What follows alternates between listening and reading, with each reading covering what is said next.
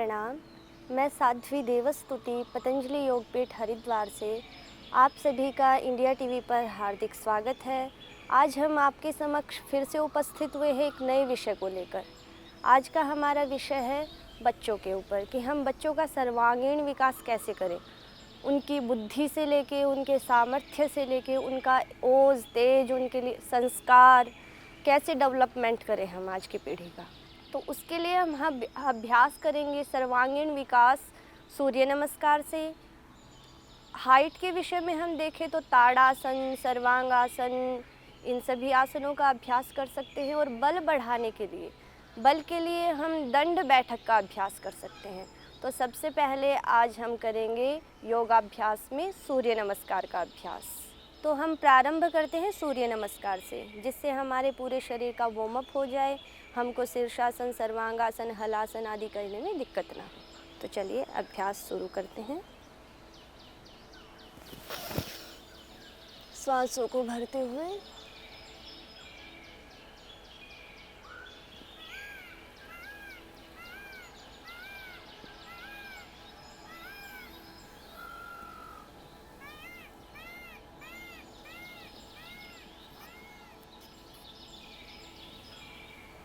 पूरी फ्लेक्सिबिलिटी के साथ, क्योंकि बच्चों का शरीर बहुत कोमल होता है। जैसे उसको हिलाओ डुलाओ, जैसे उसको मोड़ना चाहो वैसे हो जाता है। तो इसलिए हमने सूर्य नमस्कार से प्रारंभ किया।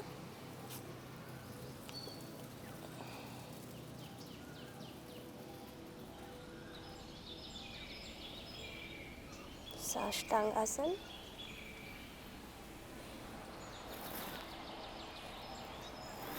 भुजंगासन, केवल पंजे और हाथ के ऊपर पूरा शरीर टिका हुआ, पूर्ण संतुलन। भुजाओं का बल, साथ ही साथ बल वृद्धि भी होगी। पर्वतासन,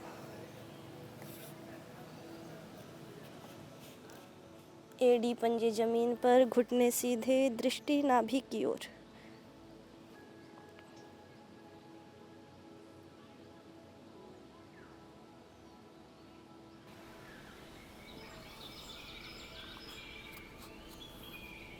सांस छोड़ते हुए फिर जब ऊपर जाते हैं तो सांस को भरते हुए।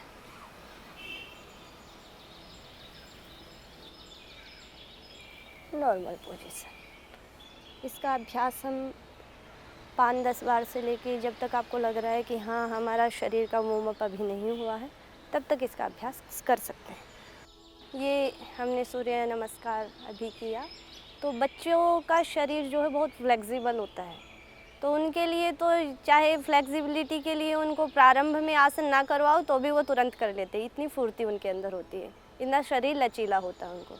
तो 5 से लेके 10 बार तक उनको करवाओ, तो क्योंकि बॉडी का जो स्ट्रक्चर है वो उसको आदत रहे कि हाँ पहले वार्म अप के साथ फिर आसन करें, जिससे कि स्वास्थ्य की दृष्टि से अच्छा होगा। करने को वो बगैर वार्म अप के भी कर लेंगे, लेकिन स्वास्थ्य के लिए वो लाभकारी होता है कि पहले आप शरीर का थोड़ा वार्म अप करवा दीजिए, कर लीजिए, उसके बाद फिर आसन शुरू करें। तो आसनों में सबसे जो मुख्य माना गया है वो है शीर्षासन। शीर्षासन का प्रारंभ कैसे किया जाए? तुरंत बच्चा शीर्षासन तो कर नहीं सकता, तुरंत अपना सर नीचे पैर ऊपर ऐसा हो नहीं सकता, तो आप दीवार का सहारा ले सकते हैं।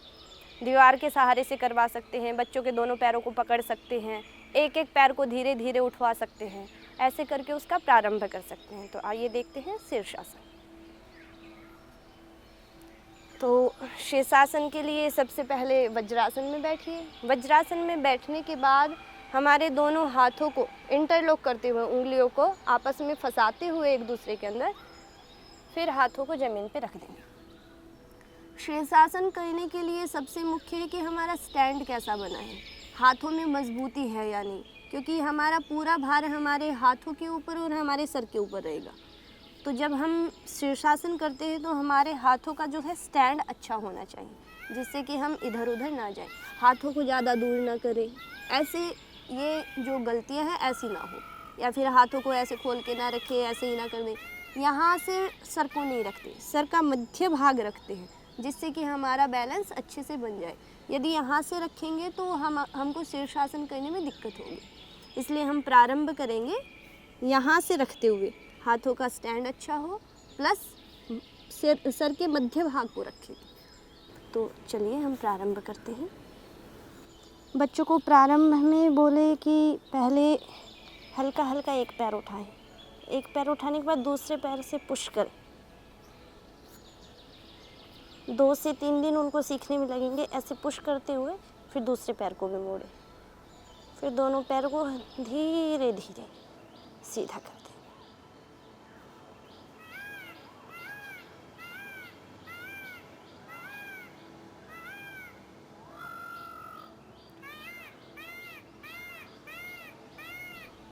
शीर्षासन मुख्य रूप से हाइट के लिए, आँखों की नेत्र ज्योति के लिए और मेधा के लिए, बाल न झड़े, जिसके बहुत ज़्यादा बाल झड़ते हैं वो करेंगे तो बाल भी नहीं झड़ेंगे, और एकाग्रता के लिए। एकाग्रता का तो स्वयं करते ही ये साक्षात परिचय दे रहा है कि एकाग्रता नहीं होगी तो आप ठहराव नहीं कर सकते।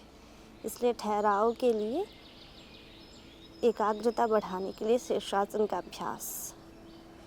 और बालों में वृद्धि इसलिए होती है क्योंकि हमारा जो ब्लड सर्कुलेशन है वो पूरा नीचे की ओर होता है, जिससे हमारी आँखें और हमारे बाल अच्छे रहते हैं। तो ऐसे धीरे धीरे बच्चों को सिखाएं, उनको 2 से 5 मिनट तक इसका अभ्यास करवाएं। शीर्षासन में बच्चों में फ्लेक्सिबिलिटी होती है तो पद्मासन भी लगा सकते हो।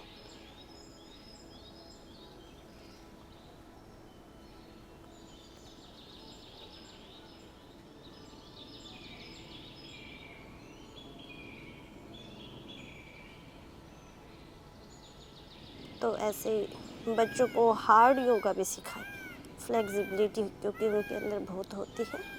तो ऐसे शीर्षासन का अभ्यास करते हुए वापस आएंगे।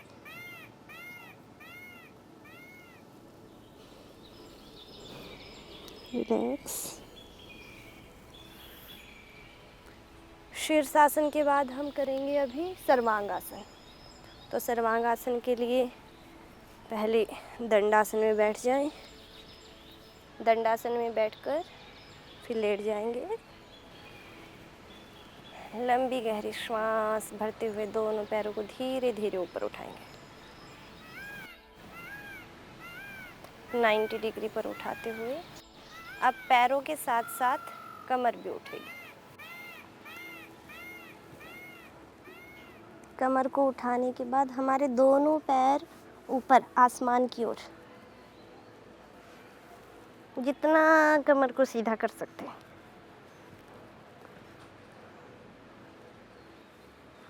सर्वांगासन थायराइड के लिए भी बहुत अच्छा होता है, और बच्चों में फ्लेक्सिबिलिटी इतनी होती है कि वो तो बहुत अच्छे से करेंगे इन आसनों को, फुर्ती से करेंगे।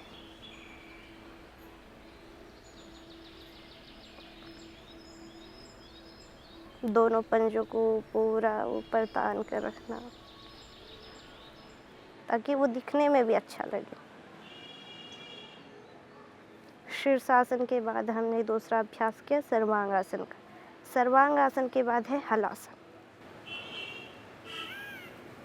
दोनों पैर को धीरे धीरे नीचे लेके आएंगे, जमीन पे टिका दें। दोनों हाथों को इंटरलॉक करेंगे,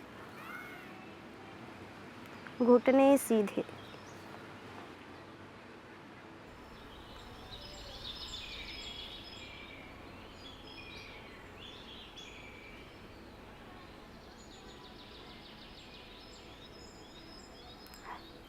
ये हमने हलासन का अभ्यास किया।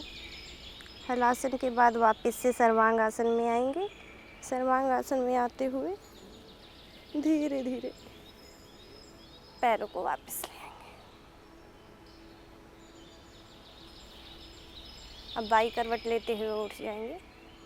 एक और आसन है जो बच्चों को बड़ा इंटरेस्टिंग लगेगा, उसका नाम है चक्रासन।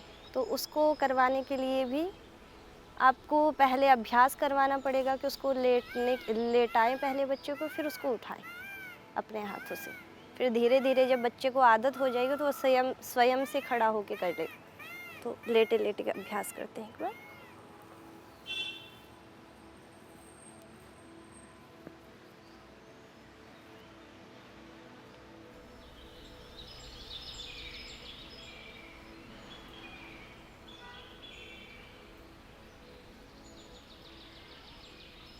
रिलैक्स। इसी आसन को खड़े होके जब करेंगे तो किस विधि से कर सकते हैं बच्चे। बाई करवट लेते हुए उठें। जब प्रारंभ करवाएं तो उसके लिए उनको ऐसे पोजीशन लेके बैठा दें कि उकड़ू बैठे, उसके बाद हाथ को रख दें। फिर जब उनको करने की विधि बताई जाए तो उनको कहा जाए कि अपने हाथ को फोल्ड, जो हमारी उंगलियां बाहर की ओर है वो अंदर की ओर आएंगी जब हम चक्रासन करेंगे। तब शुरुआत में सीखने के लिए दीवार के सहारे पे भी दीवार के पीछे गए, धीरे धीरे धीरे धीरे धीरे धीरे नीचे तक आ सकते हैं। लेट के ऐसे बैठ के कैसे सीख सकते हैं जिससे बच्चे को नुकसान भी ना हो, उसको किसी प्रकार की चोट आदि ना आए, तो आराम से बैठ के भी कर सकते हैं। ऐसे हाथ को घुमाते हुए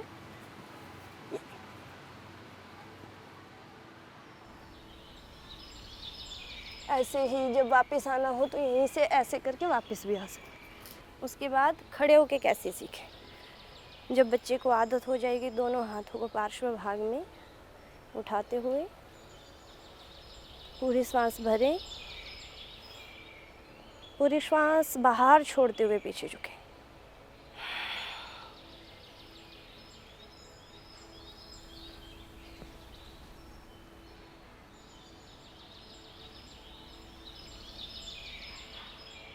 चक्रासन में ऐसे जाने के बाद ऐसे ही सिंपल आराम से बच्चों को उठना सिखाइए।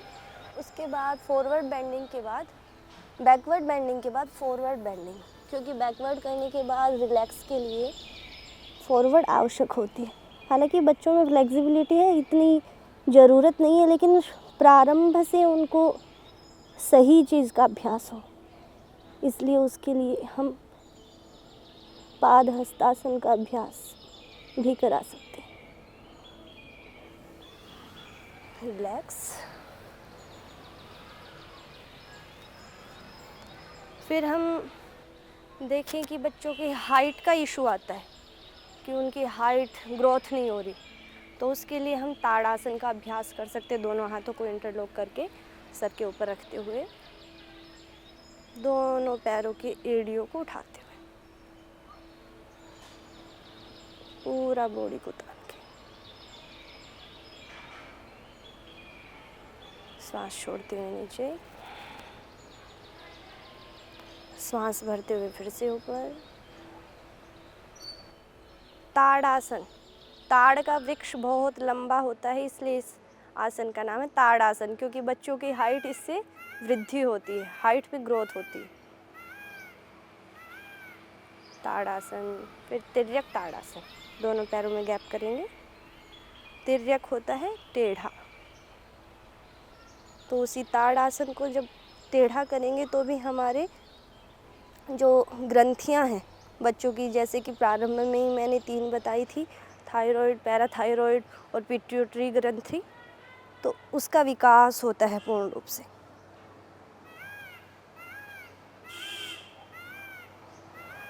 ये तिर्यक ताड़ासन। उसके बाद एक प्रॉब्लम देखी जाती है कि जब बच्चे चलते हैं तो उनके आपस में दोनों घुटने टच होते हैं, तो उसको ठीक करने के लिए हम कर सकते हैं गरुड़ासन, वृक्षासन। तो पहले वृक्षासन सिंपल, हम पहले दाहिने पैर को उठाएंगे, अपनी जगह पे रखेंगे, दोनों हाथों को पार्श्व भाग से उठाते हुए ऊपर,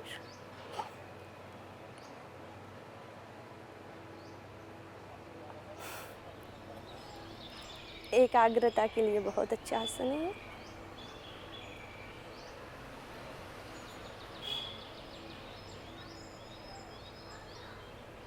वापस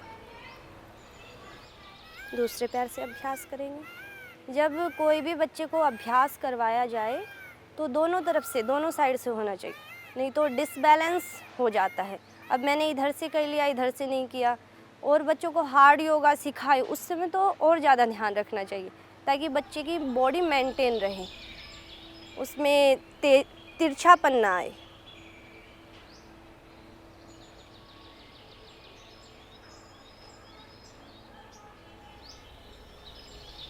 रिलैक्स। जैसे कि अभी मैंने बताया था घुटने दोनों मिलते हैं, तो उसमें जो सबसे अच्छा आसन माना जाता है वो होता है गरुड़ आसन। गरुड़ बाज की तरह। पैर को पहले दाहिने पैर को उठाया, बाएं पैर में फंसाते हुए पीछे से आगे लेके आएंगे। वैसे ही जो पैर हमने नीचे खड़ा रखा है वो वाला हाथ खड़ा रहेगा, और जो पैर फंसाया है उसी साइड का हाथ उसके अंदर लॉक किया जाएगा।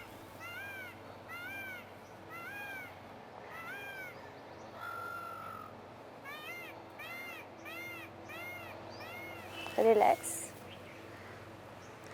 दूसरी ओर से।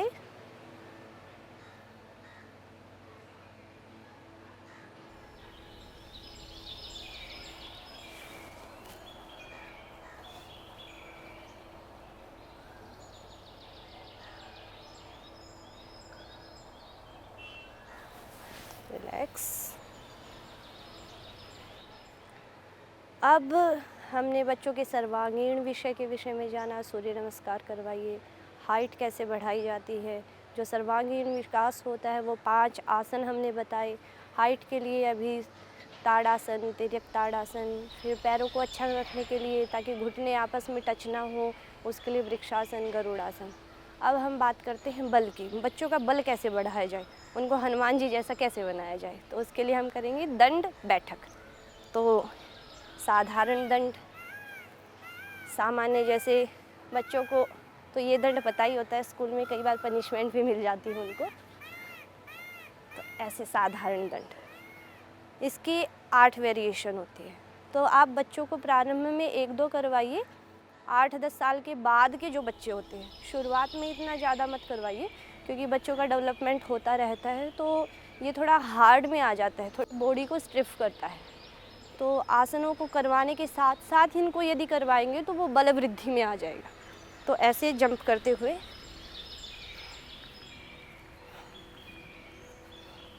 ऐसे बच्चों का अभ्यास बढ़ाएं। फिर लगातार एक साथ भी 25 से 50 जितना वो कर सकते हो उतना करवाइए, जिससे उनकी जंघाएं मजबूत हो जाएंगी। फिर हनुमान बैठक।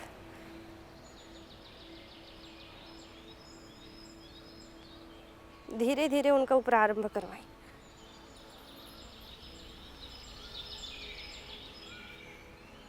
यदि हाथ ऐसे रखने में थोड़ा आपको भारी लग रहा है तो सीधे भी रख सकते हैं, दोनों प्रकार से होता है। ये मैंने मुख्य जिनसे पैरों का बल बढ़ता है वो चीज़ें बताई। नेक्स्ट,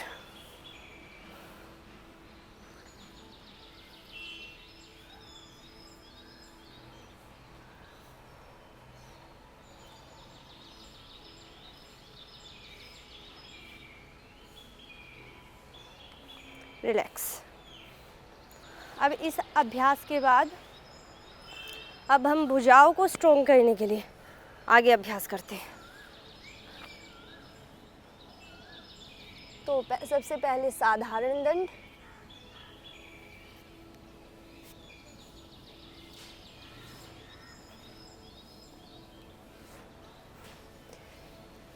मुख्य रूप से 12 होती हैं। हम आपको 4-5 बता देते हैं जो बच्चों को इंटरेस्टिंग भी लगेंगी। फिर है हनुमान दंड, इसको तो वो खूब उछल उछल के करेंगे।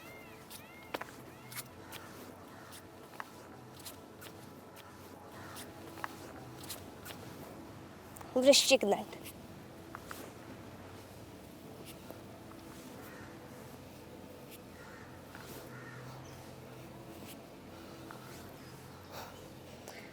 फिर वृश्चिक होता है हमारा, वृश्चिक की तरह जब पैर उठाते हैं बिच्छू ऐसे, उसके पीछे की पूंछ ऐसी उठी रहती है, तो इसलिए इसको वृश्चिक नाम दे दिया गया है। फिर मूड़ी भी होती है, इसलिए इसके 2 भाग हैं, तो मोड़ के भी करेंगे।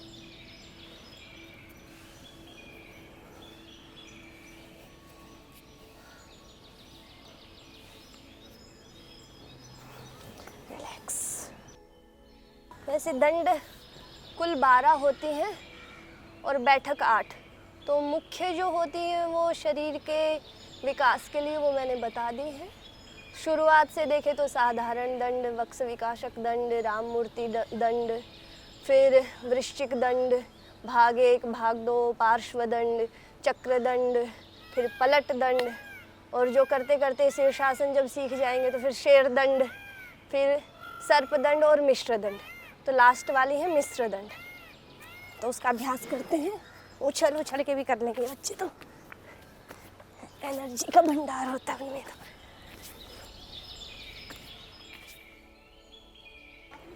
तो अब हम एकाग्रता के लिए कुछ आसन बताते हैं। एडवांस आसन का अभ्यास करवा सकते हैं।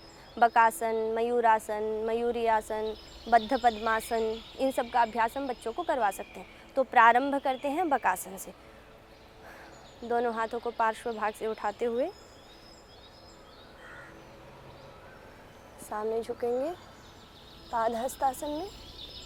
फिर दोनों घुटनों को फोल्ड करते हुए, बेंड करते हुए हाथों के ऊपर।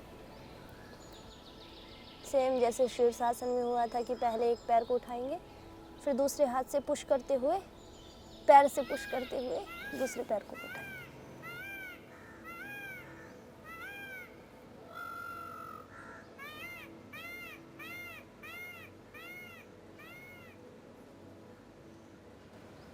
रिलैक्स।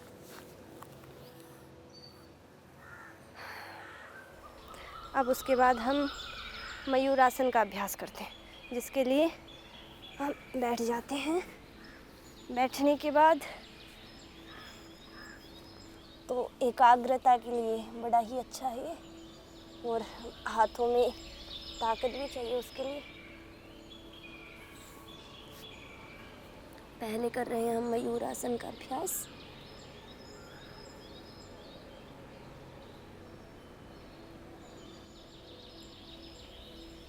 बच्चों की एकाग्रता बढ़ाने के लिए आप इसका सहारा ले सकते हैं।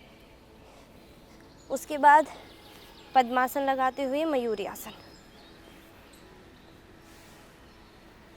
बहुत चाव से करेंगे बच्चे आसनों को, और उनकी एकाग्रता में भी वृद्धि होगी, बुद्धि बढ़ेगी।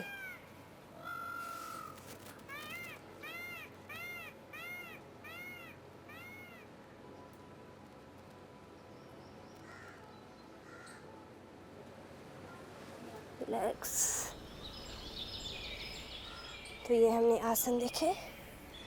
उसके बाद अब हम शारीरिक बल के साथ मानसिक बल बढ़ाने के लिए प्राणायाम का अभ्यास भी करवा सकते हैं। सबसे पहले हम प्राणायाम में करेंगे भस्त्रिका। लंबे गहरे सांस भरेंगे, लंबे गहरे सांस छोड़ेंगे, जिससे हमारे पूरे शरीर को अच्छे से ऑक्सीजन मिलेगी। ऑक्सीजन सप्लाई अच्छी होगी तो बच्चा चिड़चिड़ उसको महसूस नहीं होगी, हर काम को बहुत फुर्ती से करेगा, इंटरेस्ट लेते हुए उसको करेगा। तो भस्त्रिका प्राणायाम कुछ इस प्रकार।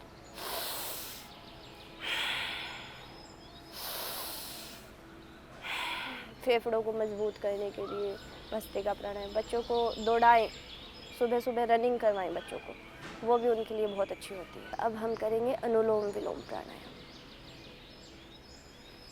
अनुलोम विलोम प्राणायाम के लिए मुख्य मुद्रा वायु मुद्रा सही रहती है। वायु मुद्रा में फिर हमारे हाथों में और किसी हमारी मुद्रा भी हो जाए और साथ में हमको व्यवधान भी महसूस ना हो।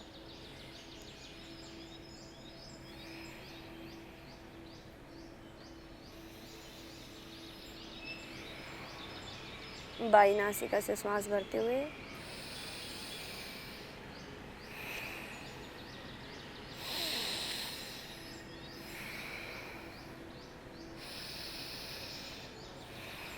ऐसे अनुलोम विलोम प्राणायाम।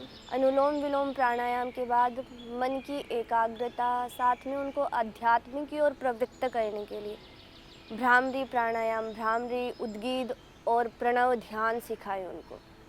शुरुआत करें उनकी, अपने आप धीरे धीरे धीरे धीरे धीरे धीरे करके वो उसमें ढल जाएंगे। तो हम प्रारंभ करते हैं। 3 उंगलियां आँखों के ऊपर, एक मस्तक पर और दोनों अंगूठों से दोनों कान बंद। मन ही मन में ओमकार का गुंजन भंवरे की तरह, जैसे भंवरा करता है उसी प्रकार श्वास भरते हुए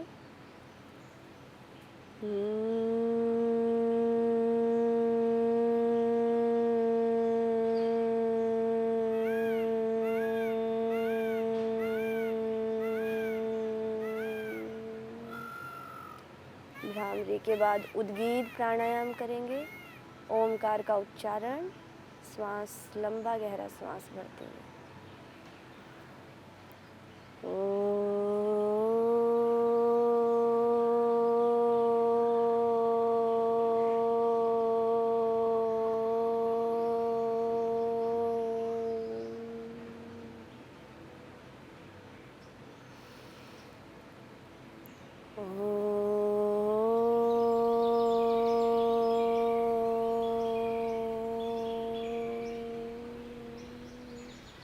तो ऐसे बच्चों को ध्यान करवाएं और उनको सिखाएं कि हमारे आइडियल कौन होने चाहिए।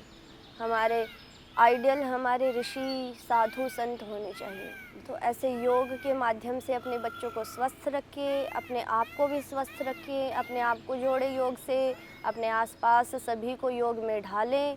और इसी के साथ आज हमने सीखा कि बच्चों का डेवलपमेंट कैसे किया जाए, उनकी हाइट ग्रोथ कैसे हो। ऐसे ही हम आपसे मिलते रहेंगे नए नए विषय को लेकर इंडिया टीवी के चैनल पर।